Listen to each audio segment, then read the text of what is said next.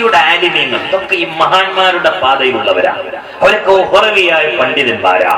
നിങ്ങൾ ഇവിടുന്ന് അങ്ങോട്ട് എടുത്തോ അല്ലെങ്കിൽ അവിടുന്ന് അങ്ങോട്ട് എടുത്തോ, ഇതിലൊന്നും മഹാന്മാരല്ലാത്തവര് ഒരു പ്രസിഡന്റ് ആയിട്ടോ സെക്രട്ടറി ആയിട്ടോ മഹാന്മാരല്ലാത്ത ആരും വന്നിട്ടില്ല. ദുനിയാവിന്റെ കഥ പറഞ്ഞിട്ട് അത് ദീനിന്റെ കാര്യമായിട്ട് അവതരിപ്പിച്ചിട്ട് ഇങ്ങനെ ഇങ്ങനെ വിറപ്പിച്ചിട്ട് ഇങ്ങനെ ഓളിയും പൂളിയൊക്കെ ഇട്ട് ഒപ്പം കൊണ്ടുവന്നിട്ട് അത് ദീനിന്റെ ഖിദ്മത്ത് എന്ന് പറഞ്ഞിട്ട് സമാധാനിക്കുന്ന ആളുകളല്ലായിരുന്നു.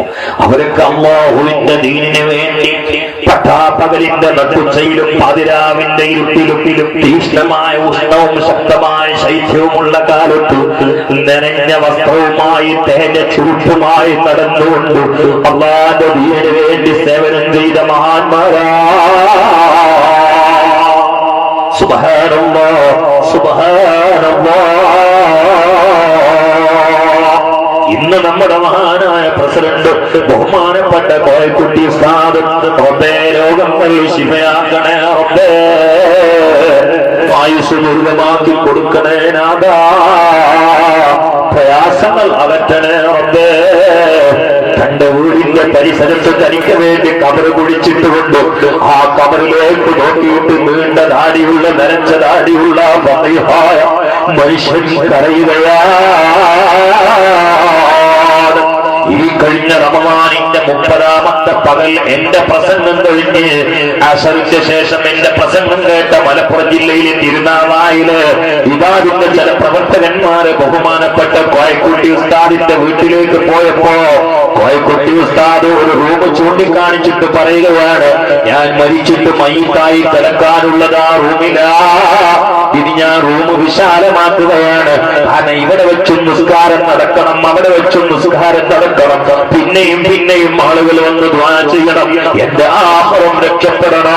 പരിശുദ്ധ റമളാന് പിരിയുമ്പോ പ്രവർത്തകന്മാരോട് പറയുന്നത് ശവ്വാലിനെ നമുക്ക് വിജയിപ്പിക്കണം, നമുക്ക് കൊടികെട്ടണോ, നമുക്ക് മറ്റവനെ എതിർക്കണം, നമുക്ക് അവിടെ പോയി തകർക്കണം, നമുക്ക് മദ്രസ പിടിച്ചെടുക്കണോ, നമുക്ക് ഏതും പിടിച്ചെടുക്കണം, പറ്റിയില്ലെങ്കിൽ അക്രമകാരികളാകണം എന്നല്ല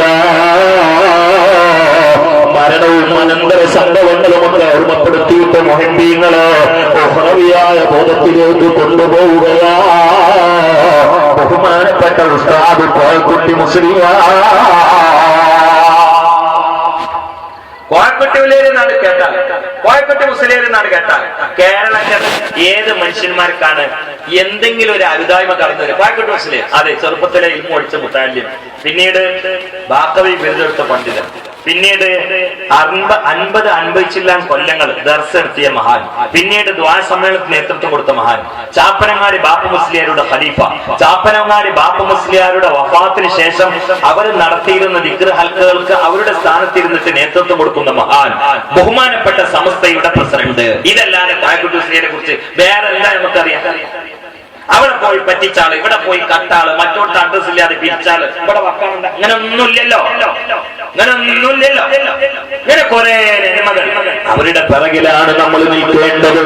ഞാൻ ആരെയും കുറ്റം പറയല്ല, പക്ഷെ നമ്മൾ നിൽക്കേണ്ട ആളുകൾ ആരാന്നാ ഞാൻ പറയുന്നത്. ആ മഹാനായ കോയക്കുട്ടി ഉസ്താദിന്റെ ഭാര്യയ്ക്ക് വായയിൽ ക്യാൻസർ ആയിരുന്നു.